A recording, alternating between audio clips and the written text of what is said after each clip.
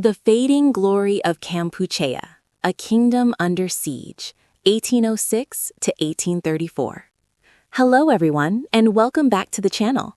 We're so glad you're joining us for another deep dive into history.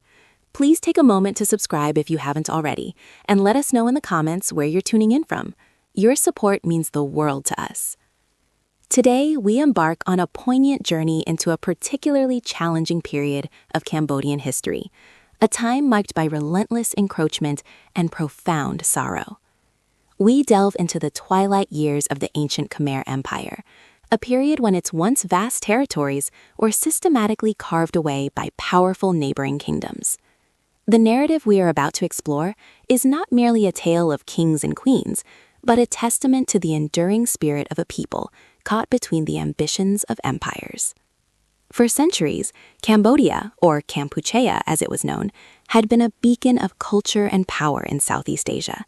Yet, by the early 19th century, its glory had dimmed, overshadowed by the rising might of Siam to its west and Vietnam to its east.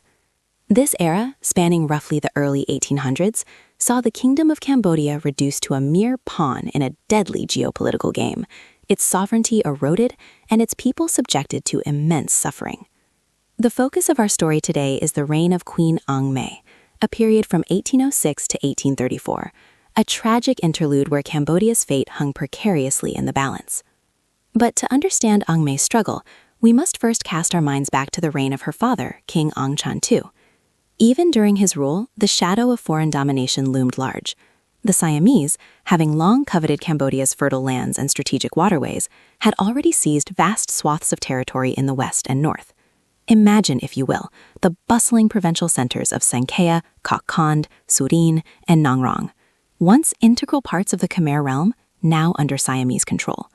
Further north and west, the vibrant regions of Nakhon Ratchasima, Aranya Pratet, Chantaburi, Prachinguri, Chonburi, and Rayong, once thriving Khmer communities, were severed from their ancestral home. Even the more central provinces like Battambang, Butibon, Mongkol Boré, Tekchwar, Kokses, Chungkal, Siam Reap, Preha Vihar, Cham San, Mlu Pre, Tanla Rapove, and Stung Treng faced constant threat or outright annexation. These were not just names on a map. They were lands of rice paddies, ancient temples, and countless Khmer families, whose lives were irrevocably altered by these forceful appropriations. Simultaneously, from the east, the Vietnamese Empire, driven by its own expansionist ambitions, relentlessly pushed into Khmer lands. The Mekong Delta, a region historically and culturally intertwined with the Khmer people, saw 22 of its provinces gradually assimilated into Vietnamese rule. Cities like Saigon, once known as Pre Nacor, and other vital centers were systematically transformed. Even more critically, the very heartland of Cambodia was not spared. The royal capital of Odong, a sacred and strategic center, along with the burgeoning city of Phnom Penh, found themselves increasingly under Vietnamese influence and, at times, direct control. The Vietnamese presence was not merely territorial, it was an insidious form of political and cultural subjugation. During the reign of Angchan II, the Khmer people endured immense hardship under Vietnamese administration. They were subjected to heavy taxation, forced labor, and a systematic dismantling of their traditional governance, often replaced by Vietnamese officials and customs. The proud Khmer identity was challenged at its core, leading to deep resentment and widespread suffering among the populace. This period laid the groundwork for the even more intense struggles that would define Queen Angkor Mey's tragic reign, a time when Cambodia, already weakened and diminished, faced an existential crisis on multiple fronts. King Angchan II, a tightrope walk between empires. King Angchan II, ascending to the throne in 1806, inherited a kingdom already reeling from centuries of conflict and territorial losses.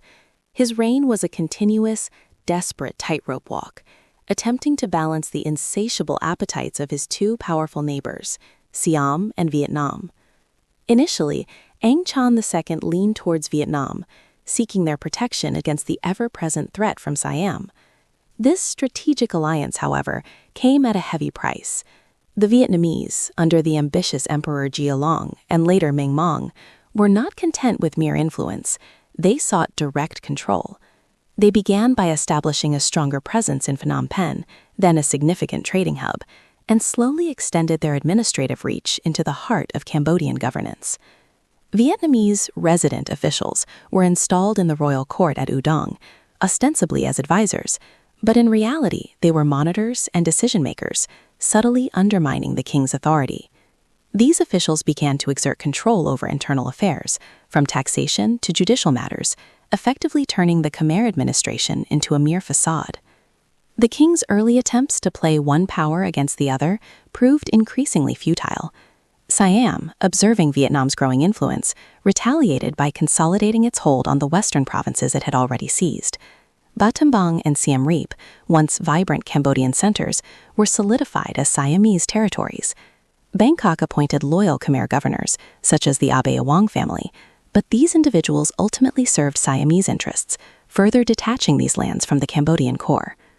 Angchan II found himself in an unenviable position, pressured from both sides, his every decision scrutinized by foreign powers. Life in the royal court became a crucible of fear and suspicion. Courtiers were often divided, with some secretly aligning with Siam, others with Vietnam, each faction hoping to gain favor and power for their own ends. The king's own family was not immune to these intrigues, with whispers of dissent and betrayal constantly circulating. The lack of a clear male heir to Angchan II further complicated matters, creating a vacuum that both Siam and Vietnam eagerly sought to fill with their own preferred candidate. This vulnerability was exploited by the Vietnamese, who began to eye his daughters, particularly Ang May, as potential pawns in their larger game of regional dominance.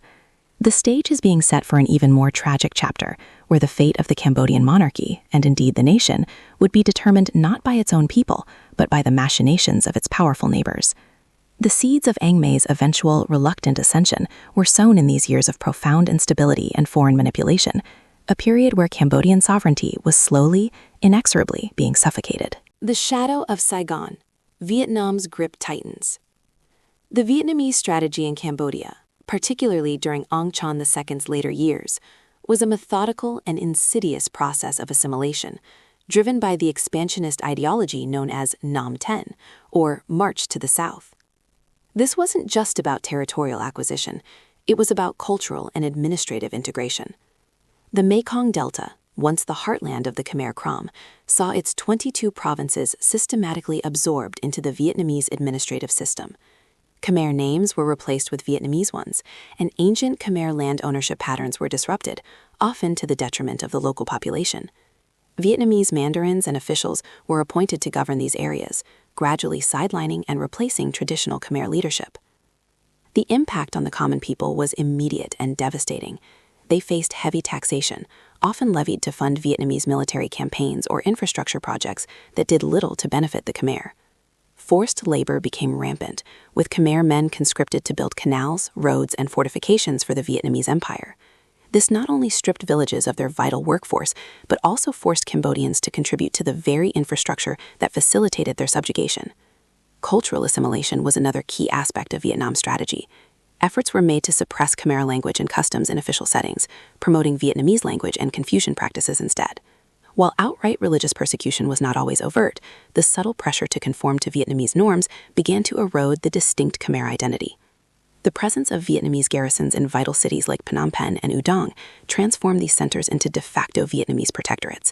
Soldiers were stationed strategically, not merely for defense, but to enforce Vietnamese decrees and quell any signs of dissent. These garrisons served as a constant reminder of the true power dynamic, overshadowing the Cambodian monarchy and its court. Small, scattered pockets of Khmer resistance did emerge, often led by local strongmen or disillusioned monks. These movements, fueled by a deep sense of injustice and a desire to preserve their heritage, engaged in guerrilla warfare against Vietnamese forces. However, lacking centralized leadership, adequate resources, and external support, these uprisings were often brutally suppressed, serving as stark warnings to any who dared to challenge Vietnamese authority. The shadow of Saigon, the burgeoning Vietnamese administrative center in the south, stretched long over Cambodia. It represented a relentless, systemic effort to transform Cambodia into a mere appendage of the Vietnamese Empire, stripping it of its sovereignty, its culture, and its future. The suffering endured by the Khmer people during this period was immense, a silent testament to the crushing weight of foreign ambition, and it laid the groundwork for the desperate struggles that Queen Angkor Mey would later face. Siam's iron grip, the Western Front, and annexation tactics. While Vietnam tightened its grip on the east, Siam, from the west, pursued its own aggressive agenda of territorial expansion and consolidation. The western and northern provinces of Cambodia had long been contested, but by the early 19th century, Siam's control over them had become almost absolute. Provinces such as Battambang, Borebun, Mongkol Bore, Tukchar, Kokses, Chungkal, Siem Reap, Preah Vihear, Chiam Kasen, Lu Pre, Tonle Rapove, and Stung Treng, among others, were effectively absorbed into the Siamese administrative system. Battambang in particular became a strategic jewel for Siam. It was transformed into a powerful provincial stronghold, governed by a loyal Khmer family, the Abayawang, who had sworn fealty to the Siamese crown. While the governors were ethnically Khmer, their loyalty and allegiance lay unequivocally with Bangkok. This allowed Siam to maintain a degree of local administration while ensuring the region served Siamese economic and strategic interests. The annexation tactics employed by Siam were multifaceted. Beyond military conquest, they involved forced relocation of Khmer populations, particularly skilled artisans and laborers, to Siam proper. This policy aimed to deplete Cambodia's human resources while enriching Siam with Khmer expertise. The concept of Thaiization also began to take root in these annexed territories, with Siamese language, customs, and administrative practices gradually introduced. While not as aggressive as Vietnam's assimilation efforts, it nonetheless aimed to integrate these regions culturally and politically into the Siamese sphere. Border skirmishes were a constant feature of this period. Siamese forces regularly patrolled the newly defined frontiers, building fortifications and maintaining a strong military presence to deter any Cambodian attempts to reclaim the lost territories or any Vietnamese incursions from the east.